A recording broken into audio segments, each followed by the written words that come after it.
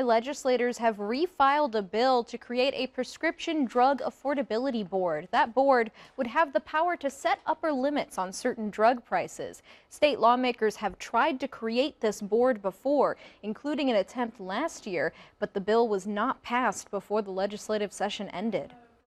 We worked hard last session with every single stakeholder and have drafted a bill that I would say is in its best form. These payment limits will apply throughout the entire supply chain. The cost savings will be passed down to consumers. The bill's sponsors say that the influence of drug companies prevented them from passing the bill before. They expect pushback again. Proponents of the bill say unchecked rising pharmacy prices could force people to choose between medication and other necessities. Opponents of prescription drug boards say that price limits can be difficult for small pharmacies to manage.